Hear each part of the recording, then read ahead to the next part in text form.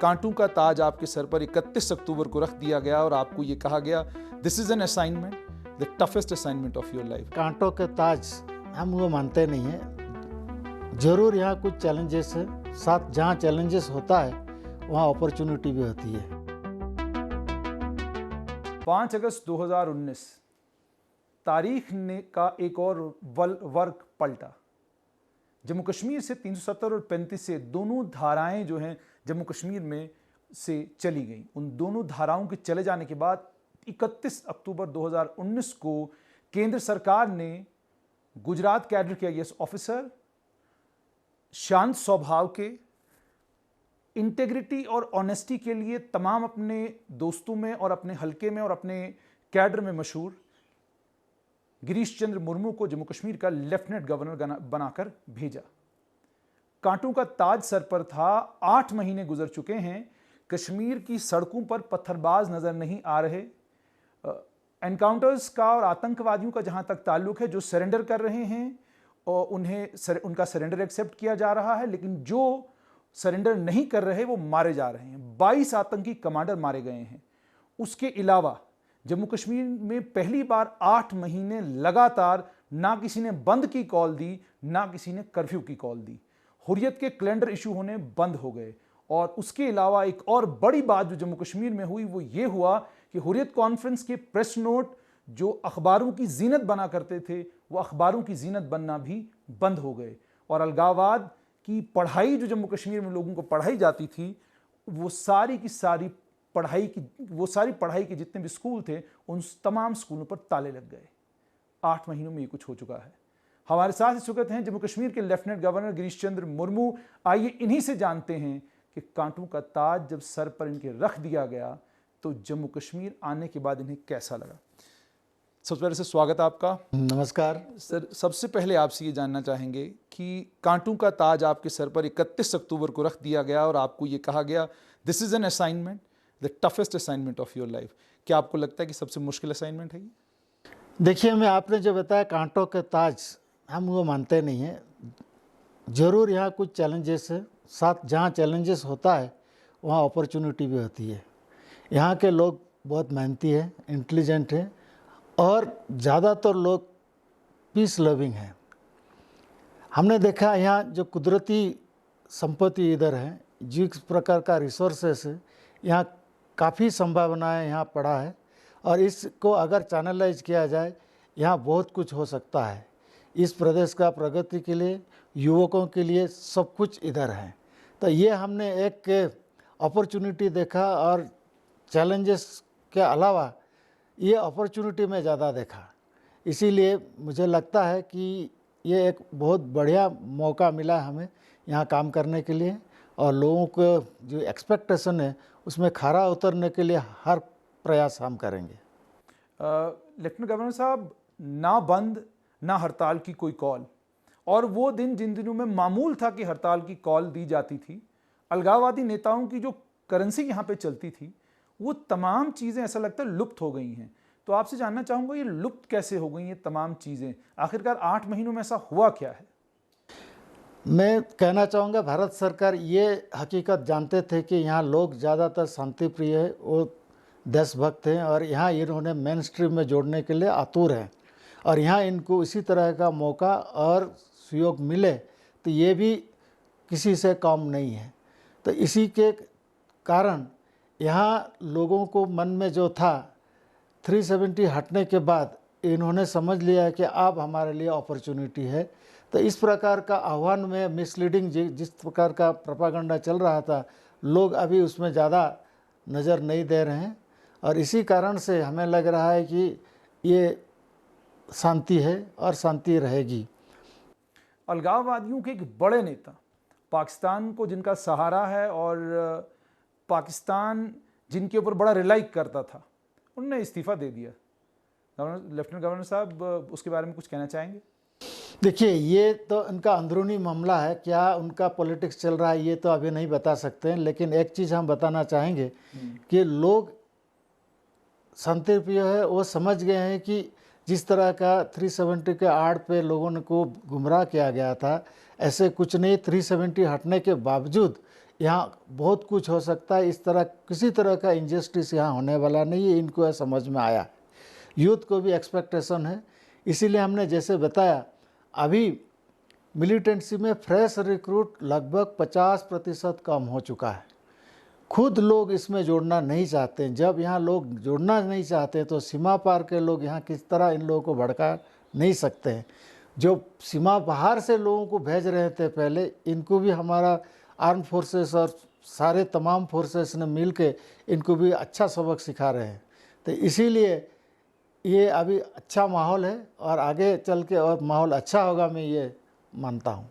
Lieutenant governor साहब, unified command को लेकर अक्सर ये सवाल उठते थे, सिनर्जी को लेकर सवाल उठते थे कि यूनिफाइड कमांड में तमाम फोर्सेस एक साथ काम करें और इस तरीके से काम करें कि इंफॉर्मेशन शेयरिंग भी ठीक तरीके से हो, और उसके बाद जब आतंकवादियों पर प्रहार करें तो प्रहार करने में जो इस कॉन्टिन्यूटी इस बार देखने को मिली है, हर दूसरे तीसरे दिन 2-3 आतंकवादी कहीं ना कहीं मारे जा रहे हैं या वो सरेंडर कर रहे हैं। तो पहले तो आपसे कि कितने आतंकवादियों ने आपके 8 महीनों में सरेंडर किया है, और ये जो मारे जा रहे हैं इसका क्रेडिट आप किसे देंगे? देखिए, इसमें क्रेडिट की बात नहीं है। पहली बात यह है कि आतंकवाद क्यों बने इस तरह का, ये कम उम्र के बच्चे गुमराह कर दिया जाता था, और इन लोगों को हम लोग सही रास्ता में लाने के लिए पहले तो बात करता हूँ कि जितना भी मारे गए अनफॉर्चुनेटली, लेकिन 22 से ज़्यादा लोग सरेंडर भी हो गए। वो समझ में उनको आ गया कि ये कोई रास्ता नहीं है, वायलेंस कोई रास्ता नहीं है। यूनिफाइड कमांड सारे फोर्सेस का तालमेल आपने बताया, ये तो बहुत ही अच्छी बात हो सकता है, पहले से भी है, लेकिन सबसे अहम बात यहाँ है कि यहाँ public support, indirect support, silent support है, ये आपको नहीं दिखेगा। इसी में रिक्रूटमेंट नहीं हो रहा है। दूसरा, सटीक इंटेलिजेंस मिल रहा है। ये आतंकवादी मारे जा रहे हैं या पकड़े जाते हैं क्यों कि इंटेलिजेंस मिल रहा है। इंटेलिजेंस कहाँ से आ रहा है? जब लोग कोऑपरेट करते तभी ना इंटेलिजेंस आ रहा है। पहले क्यों नहीं कर रहे थे? अभी इसीलिए कर रहे हैं कि इनको उम्मीद है कि ये रास्ता छोड़ दिया जाए, और अगर हम इसमें कोऑपरेट करेंगे यहाँ अमन शांति यहाँ कायम होगा और यहाँ और प्रगति का रास्ता खुलेंगे और इनका बच्चों का भविष्य भी यहाँ सुरक्षित रहेगा। ये सब मानते हैं और ये उम्मीद रखते हैं, इसीलिए हम हर प्रयास करने की कोशिश कर रहे हैं कि ये इसमें उनका एक्सपेक्टेशन में हम खरा उतरे। लेफ्टिनेंट गवर्नर साहब, फाइनेंशियल सपोर्ट स्ट्रक्चर जो आतंकवादियों और अलगाववादियों का था, क्या माने किस हद तक वो फाइनेंशियल सपोर्ट स्ट्रक्चर जो है वो खत्म हो गया है, या अभी भी कुछ जगहें बाकी हैं जहां पर वो फाइनेंशियल सपोर्ट स्ट्रक्चर किसी तरीके से जिंदा है? देखिए, जो इस तरह का एलिमेंट्स है ये ट्राई करेंगे हमेशा इसको ज़िंदा रखने के लिए, इसीलिए इस प्रकार का ड्रग पेडलिंग या हवाला के चैनल से पैसा भेजना ये सब करने की कोशिश करेंगे। अभी ने आपने देखा ड्रोन से भी आर्म्स सप्लाई कर रहे हैं, तो इसके सामने भी हमारा फोर्सेस ने बहुत एक प्रकार का कैंपेन शुरू किया हुआ है। इसीलिए हम लोग ने एक नारकोटिक सेल भी अलग कर दिया हुआ है। अभी अभी आपने देखा बहुत सारे नारकोटिक्स पकड़ा गया है, तो इनका ये सोर्स भी अब ड्राई अप हो रहा है। जिस सोर्स से इन्होंने पैसा भेज रहे थे नारकोटिक्स के रूप पे, ये भी अब पकड़ा जा रहा है। ये भी इसीलिए हो पा रहा है, अगेन इंटेलिजेंस, फिर लोगों को जैसे सहयोग जो आ रहा है इसी कारण से ये हो पा रहा है। ये भी नहीं चाहते कि इनके बच्चे ड्रग एडिक्ट हो। हर जगह मैं जिस जिले में भी जा रहा हूँ लोग बोलते हैं हमारा यहाँ बच्चों के लिए कुछ किया जाए, यूथ के लिए कुछ किया जाए, इनके स्पोर्ट्स एक्टिविटी को बढ़ावा दिया जाए, और कहीं कहीं डी एडिक्शन सेंटर के भी लोग मांगते हैं, क्योंकि ये भी परेशान हो चुके हैं। जैसा आपने कहा कि लोग परेशान हो गए हैं, लेफ्टिनेंट गवर्नर साहब, सेपरेटिज्म यानी अलगाववाद पढ़ाया जाता था जम्मू कश्मीर में, और 47 से लेकर ठीक 5 अगस्त 2019 तक अलगाववाद की अलग अलग तरह से क्लासेस लगती थी, जिसमें मेन स्ट्रीम पोलिटिकल पार्टीज़ का भी एक अहम रोल था। क्या 35 और 370 के खात्मे के बाद मेन स्ट्रीम पोलिटिकल पार्टीज़ ये रियलाइज़ कर रही हैं कि 35 और 370 के बाद के समय को अब हमने देखना है, और जम्मू कश्मीर को भारत का मुकुट है ये, और इस मुकुट को पूरे देश के लिए एक एग्जेम्पलरी डेवलपमेंटल मॉड्यूल बनाना है? क्या आपको लगता है कि यहाँ की राजनीतिक पार्टियों में वो उस तरह की कोई चीज़ आ रही है? पहली बात तो यह नहीं मानता हूँ कि सभी राजनीतिक पार्टी में इस तरह का था। उसमें कुछ एलिमेंट्स होंगे जैसे हर जगह होते हैं, थोड़ा बहुत होता था। ये एक अलग ही ग्रुप है, ये अलग ही तत्व चल रहा था। ये आईएसआई या पाकिस्तान प्रेरित ज़्यादा से ज़्यादा था, उनका कुछ एजेंट्स यहाँ थे। ये हम नहीं मानते कि सभी पॉलिटिकल पार्टी में यही था, ये कुछ ये नहीं मानते।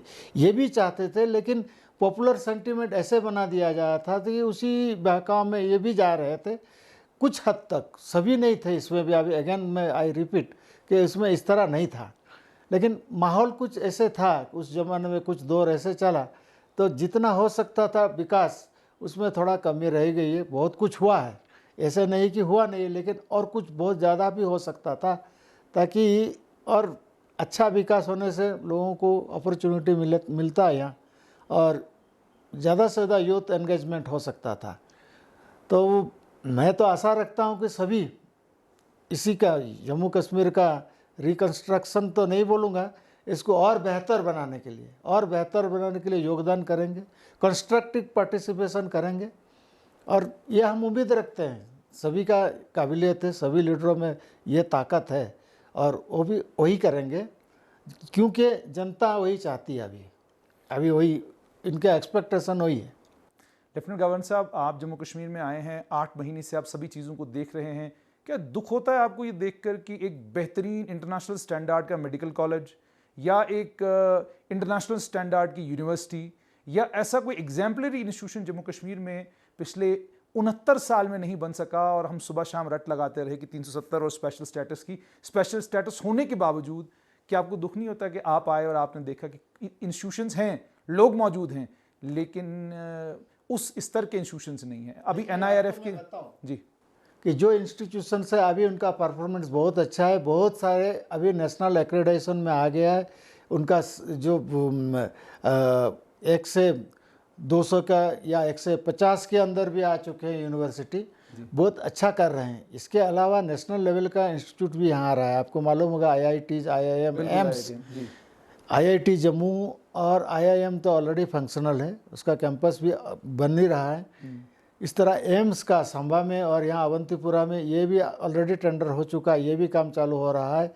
सारे ये नेशनल लेवल का इंस्टीट्यूशन भी हो रहा है। अभी आपको मैं बताया, इस्लामिक यूनिवर्सिटी जो है ये ऑलरेडी पहली बार रैंकिंग में आ गया है, अभी तक रैंकिंग में नहीं था। जी जी जी बिल्कुल। तो अभी आया और वहाँ बहुत अच्छा काम हो रहा है, इसीलिए यहाँ पोटेंशियल है।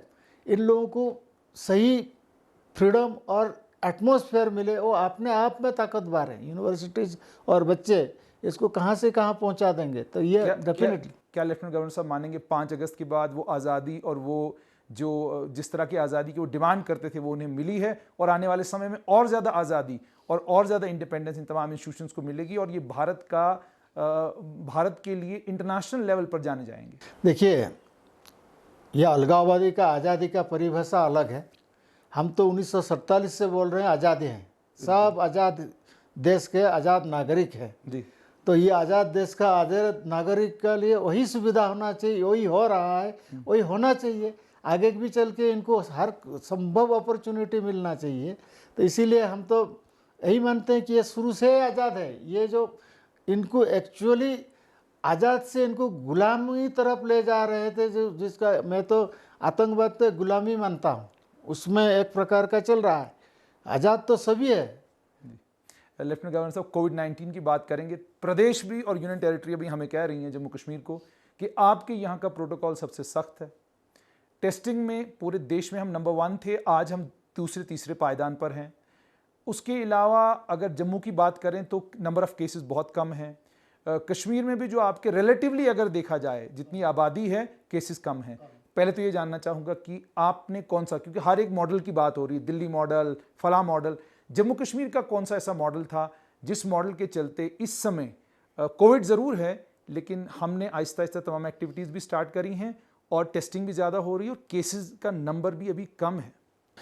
सबसे पहले तो हम लोगों ने जो भारत सरकार का गाइडलाइन था उसी के तहत उसका चुस्त अमल किया। जहाँ इनिशियली जब ट्रैवलर्स बाहर से आए, जो विदेश से आए, इनके लिए हमने पूरा फुल टेस्टिंग और क्वारंटाइन का प्रावधान रखा। उसके कारण से स्प्रेड में हम लोग ने कंट्रोल कर पाए। नंबर 2, यहाँ पब्लिक सपोर्ट बहुत रहा।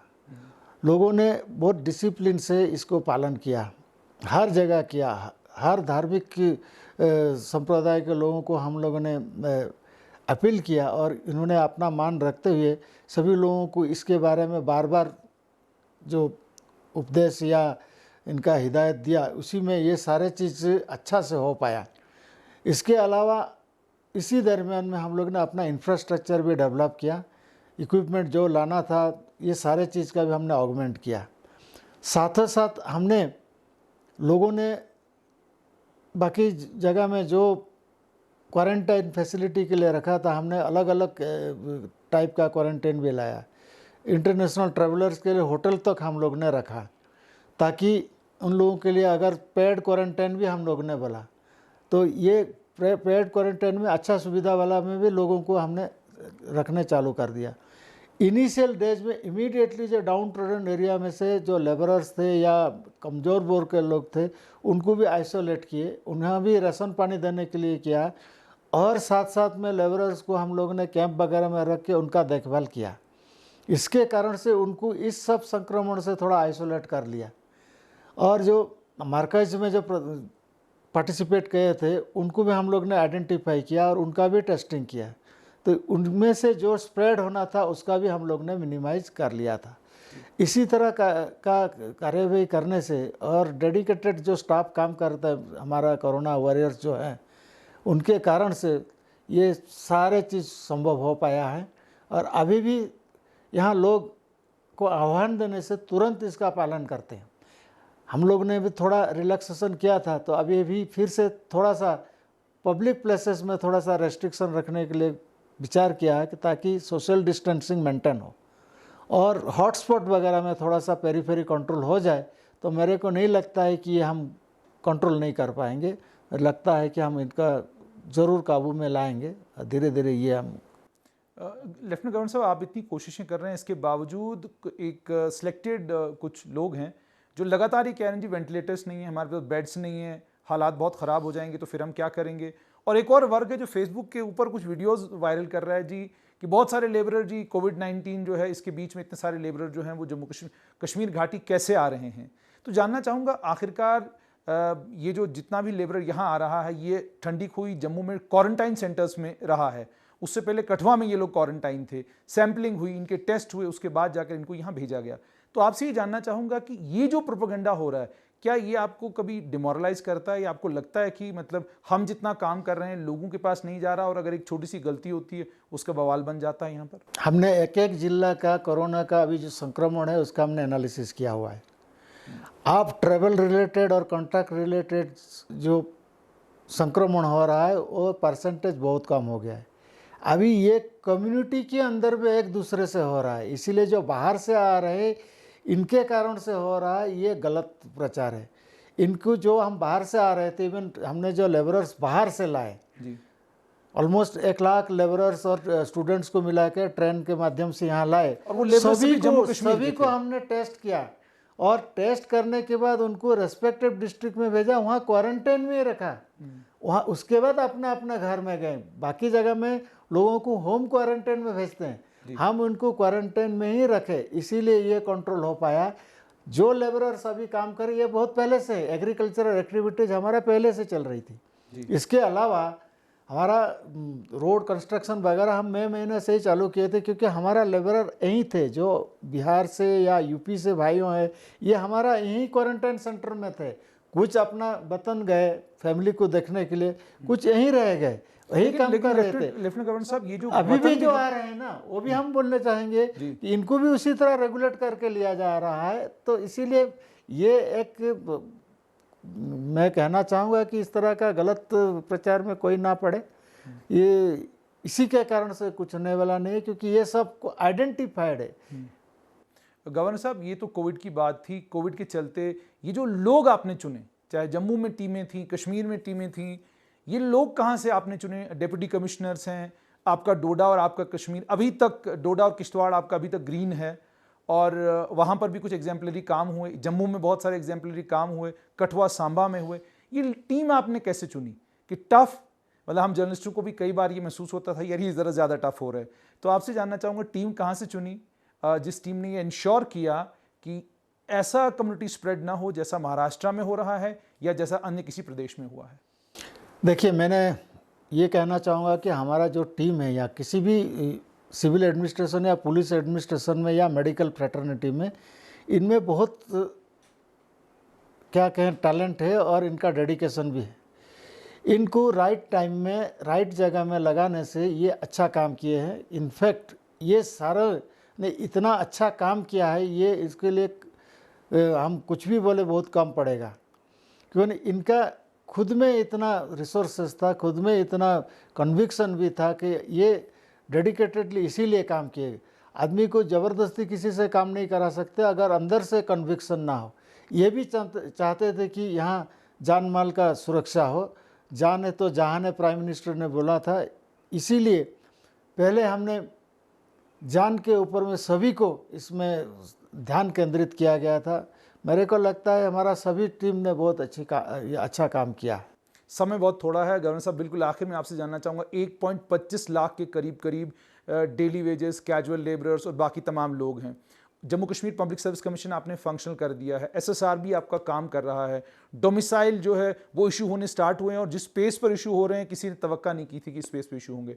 तो गवर्नर साहब जानना चाहूँगा सबसे पहले कि 1.25 लाख जो ये डेली वेजर, कैजुअल और बाकी लोग हैं जिन्हें SRO 520 के तहत आपको रेगुलराइज करना है और प्रोसेस भी स्टार्ट हुआ था, उनका क्या करेंगे आप? और साथ में डोमिसाइल को लेकर जो कुछ टेक्निकल ग्लिचेस हैं या उन ग्लिचेस को दूर करने के लिए क्या करेंगे? और डोमिसाइल को लेकर जो अलग तरह की भ्रांति बनाई जा रही है लोगों के बीच में, क्या वो डिमोरलाइज करती है? देखिए, हमने ऑलरेडी बहुत मासिव लेवल में रिक्रूटमेंट भी चालू किया हुआ है। इसके अलावा और भी रिक्रूटमेंट होने वाला है। आप जानते हैं कि SRO 202 को हम लोग ने ऑलरेडी सेल्व कर दिया है। इसी तरह जो 1.25 लाख करीब जो डेली वेजर से अलग अलग विभाग में काम कर रहे हैं, इन लोग एडहॉक और एक फिक्स्ड पे में काम कर रहे हैं। कुछ जगह में रेगुलर पेमेंट भी नहीं है। ये सारे एडहॉकिज्म बहुत पहले से चला आ रहा है, अभी ये बहुत दिनों से हैं। इनको किस तरह रेगुलराइज करेंगे, इसके लिए हमने अलग अलग कमेटी बनाई है और इस कमेटी ने काम कर रहे हैं और इनका रेगुलराइजेशन और एब्जॉर्प्शन का रिक्रूटमेंट रूल वगैरह में किस तरह का सुधार करने की ज़रूरत है, ये भी हम करने की कोशिश कर रहे हैं। हम उम्मीद रखते हैं कि जल्द ही जल्द इनका भी कुछ हल हमने निकाल लेंगे, तो ये समस्या भी भविष्य के लिए नहीं रहेगा और इस तरह का एडवोकेटिज्म हम भविष्य में नहीं रखें, ऐसे हम सिस्टम भी बना रहे हैं। और डोमिसाइल के बारे में आप जो पूछे, ये गलत अफवाह है, प्रचार है। डोमिसाइल एक्चुअली जम्मू कश्मीर के लोगों को प्रोटेक्शन के लिए बनाया गया है ताकि इन्हें प्रायोरिटी मिले, यहाँ के लोगों को प्रायोरिटी मिले नौकरी में और अन्य जिसका तरह का अपॉर्चुनिटी यहाँ क्रिएट हो रहा है उसी में।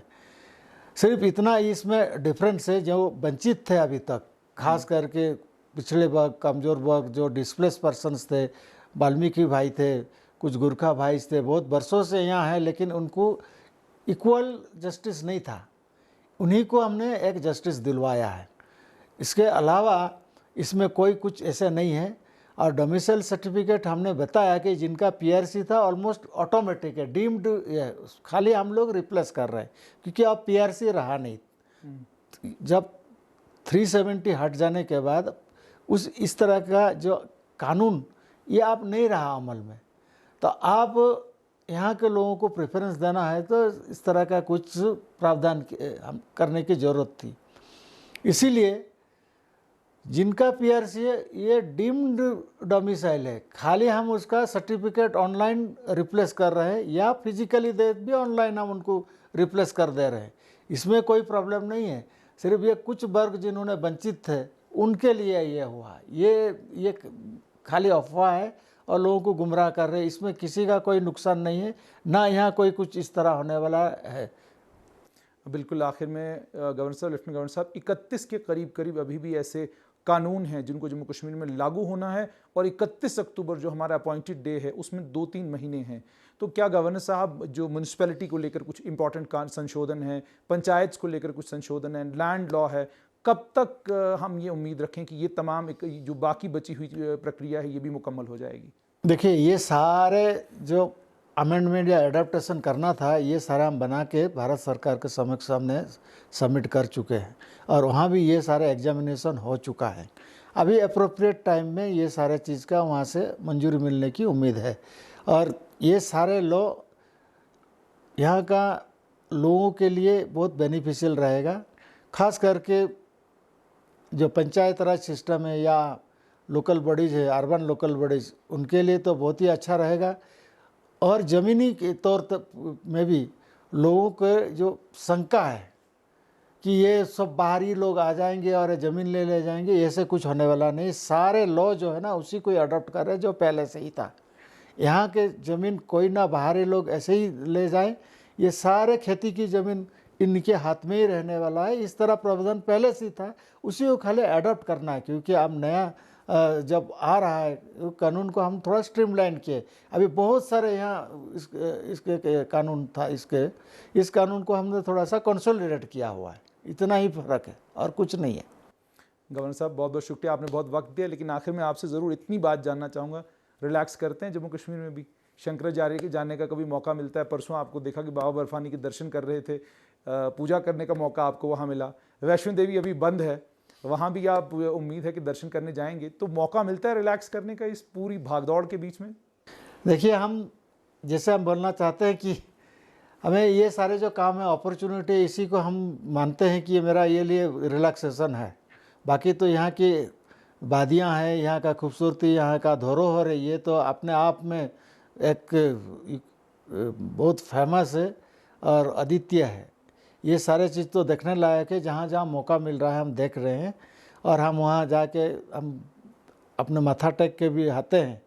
लेकिन हमें अभी देखते हैं कि यहाँ जैसे हमने शुरुआत में बताया कि यहाँ इतने सारे अपॉर्चुनिटीज़ और चैलेंजेस है, इसको पहले हम प्राधान्य दें और इसी में हमको अच्छा लगता है। बहुत बहुत शुक्रिया। तो ये थे लेफ्टिनेंट गवर्नर गिरीश चंद्र मुर्मू।